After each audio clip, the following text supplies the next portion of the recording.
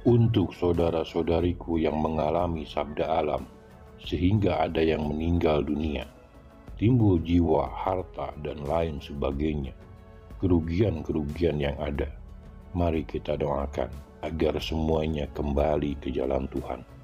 Dosa-dosa diampuni, amal kebaikannya dilipat gandakan, dan kita yang menyaksikan diberikan kesadaran untuk kembali mengurus alam.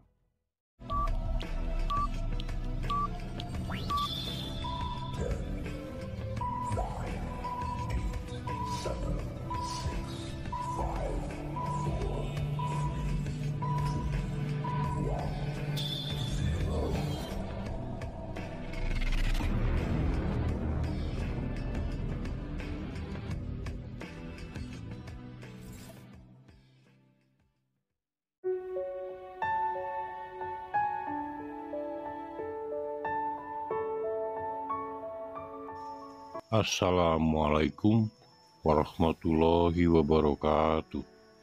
Sampurasun. Salam hormat kepada sesepuh, pemuka agama, ketua adat, pemimpin padepokan, ahli supranatural, guru spiritual, dan teman-teman sekalian dimanapun berada. Kita semua menyaksikan di penghujung tahun ini, awal bulan sudah diawali dengan sabda alam, yaitu gempa bumi. Dan banyak kisah, inspirasi, pelajaran, muhasabah diri yang kita dapatkan dari gempa bumi di beberapa tempat. Lalu, apa yang harus kita sikapi? Apa yang harus kita lakukan selain membantu, baik itu berupa donasi ataupun tenaga? Yang terutama yang perlu kita lakukan, yang jauh lebih ke dalam diri kita, yang bisa menangkap bahwa ini adalah peringatan, penyampaian, teguran, dan ini adalah maklumat dan juga perintah bagi kita untuk kembali kepada jalan Tuhan.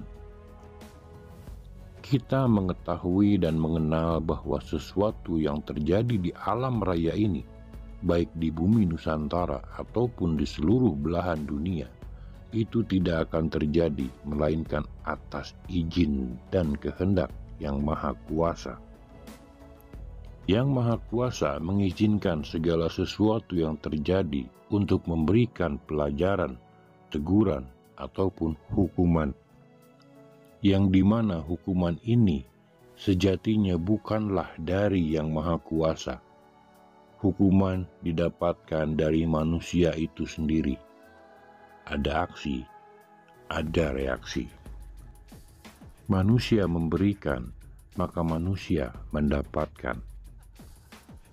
Ketika manusia tidak mampu menjaga alam, merusak alam, maka alam perlu menyembuhkan dirinya. Alam menyembuhkan dirinya dengan cara gunung meletus, gempa bumi, banjir bandang, tsunami, dan lain sebagainya. Yang seringkali manusia menyebut itu bencana.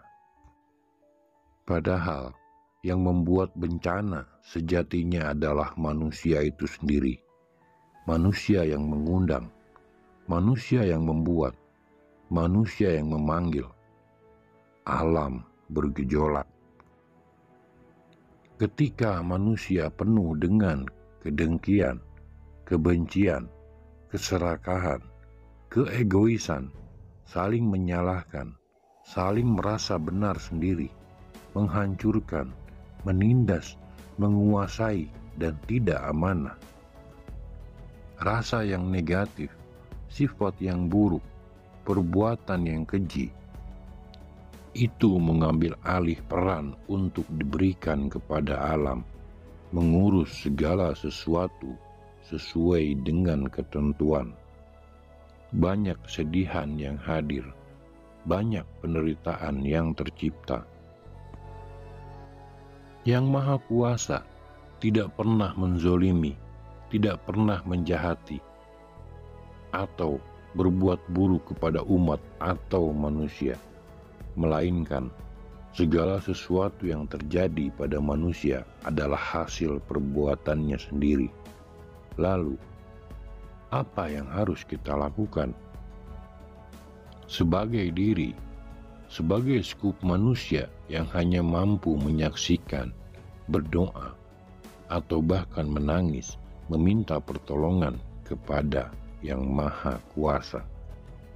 Kita tidak bisa merubah orang lain. Yang harus kita lakukan adalah merubah diri sendiri. Setiap hari adalah perbaikan. Setiap hari adalah perbuatan dan perubahan.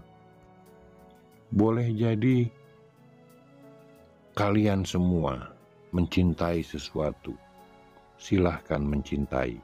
Tetapi ingat, yang kalian cintai akan meninggalkan kalian, dan kalian akan meninggalkan yang kalian cintai. Yang mencintai, yang dicintai akan terpisah, akan ditinggalkan dan meninggalkan, karena segala sesuatu adalah titipan. Baik harta, jabatan, kekuasaan, bahkan nyawa, diri kita adalah ciptaan untuk dititipkan. Anak, orang tua, saudara, keluarga, semua adalah titipan yang nanti akan dipertanggungjawabkan. Bukan hanya nanti, saat ini pun dipertanggungjawabkan oleh kita. Apa yang kita lakukan, apa yang kita perbuat, pola didik, pola asuh, pola berpikir, pola bersikap kepada siapapun pada kita, bukan hanya pada keluarga, teman, saudara, atau sanak famili terdekat kita. Dan ketika kita memberikan segala sesuatu yang menciptakan keburukan, kenegatifan kepada orang itu, maka kita akan mendapatkan kenegatifan. Law of attraction, hukum daya tarik itu ada, saudara-saudariku. Hukum semesta, hukum yang maha kuasa.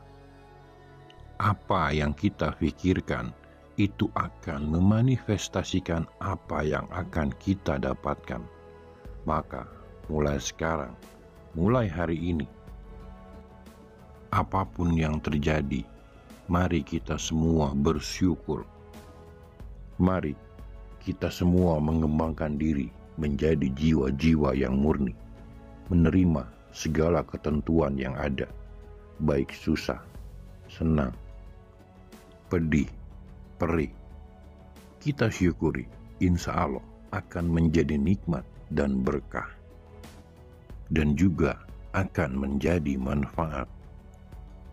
Semakin banyak mengeluh, semakin tersiksa jiwa raga kita. Semakin kita merasa kecewa, semakin jauh masuk ke dalam kegelapan. Ketika pertanyaan hadir, kenapa ini terjadi padaku? Maka yang harus kita tanyakan seharusnya adalah, apa yang sedang kau ajarkan kepadaku? Syukur memiliki energi yang sangat besar, memiliki frekuensi yang sangat dahsyat.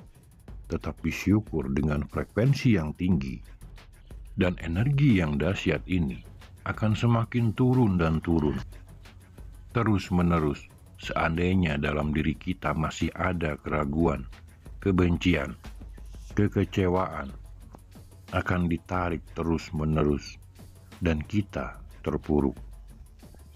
Memang tidak mudah menghadapi segala bentuk ujian, tetapi ujian untuk membentuk kita semakin dewasa, semakin kuat, dan semakin mengerti tentang jalan kehidupan, dan bersyukur kepada Sang Maha Pencipta. Lalu, apakah ditinggalkan adalah keburukan? Ya, bagi kita yang melihat dari sisi keburukan. Ingat, apa yang baik bagimu belum tentu baik bagi Tuhan. Dan apa yang buruk menurutmu belum tentu buruk menurut Tuhan. Seperti halnya contoh ada seseorang ditinggal meninggal dunia, baik itu ayah, ibu, anak, saudara. Ketika kita merasakan itu sebuah siksaan, penderitaan, ataupun kesedihan, maka itulah yang akan kita dapatkan. Tetapi ketahuilah bahwa ketika manusia dicabut nyawanya, dihentikan hidupnya, maka di situ saat kita mampu bersyukur, di situ ada pertolongan yang maha kuasa, ada kebijaksanaan yang maha kuasa. Dan ketika ada manusia yang sedang dalam baik-baiknya, sedang dalam tindak laku perbuatannya yang bijaksana dan bermanfaat, lalu meninggal, maka manusia itu sesegera mungkin akan diangkat dan ditempatkan dalam derajat yang paling baik, tempat yang paling mulia sesuai dengan perbuatannya. Lalu, apa yang disebutkan kesedihan? Kita harus bertanya pada diri kita. Kita belum meninggal, maka kita harusnya bersedih ketika tahu perbuatan kita hari ini tidak lebih baik daripada hari kemarin. Kita masih diberikan kesempatan hidup, maka pergunakanlah untuk bersyukur, memperbaiki diri, dan melakukan kebaikan sebanyak-banyaknya, sehingga pada saatnya kita dipanggil, kita tergolong orang-orang yang diberikan petunjuk, orang-orang yang benar-benar menjadi hambanya Tuhan, orang-orang yang benar-benar melaksanakan tugasnya, fungsinya, hidup di muka bumi ini. Syukur adalah kuncinya dengan apa yang terjadi, saudara-saudariku. Memang apa yang kami sampaikan terkesan seperti santai dan tidak peduli, ataupun memudahkan urusan teman-teman yang sedang rasakan. Tidak, saudara-saudariku, wallahi, kami berkata seperti ini bukan untuk maksud merendahkan, mengecilkan, menyepelekan urusan yang teman-teman sedang hadapi. Tapi inilah bentuk yang bisa kami bantu untuk saudara-saudariku, membangkitkan kesadaran, menguatkan jiwa raga, dan juga pikiran, karena itu yang utama. Pondasi dasar dalam diri adalah sumber daya manusianya. Dalam manusia ada sumber daya pikiran dan sumber daya perasaan. Itu yang harus diutamakan, dimunculkan cahaya sejati.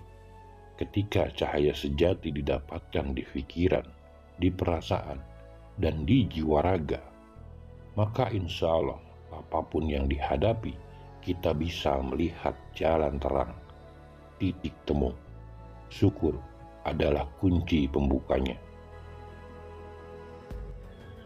Untuk saudara-saudariku yang mengalami sabda alam, sehingga ada yang meninggal dunia, timbul jiwa, harta, dan lain sebagainya, kerugian-kerugian yang ada, mari kita doakan agar semuanya kembali ke jalan Tuhan.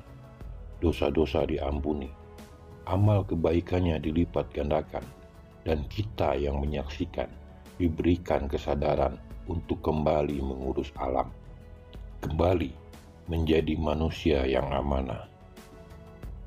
Terima kasih telah mengikuti video kami sampai akhir. Semoga bermanfaat. Assalamualaikum warahmatullahi wabarakatuh.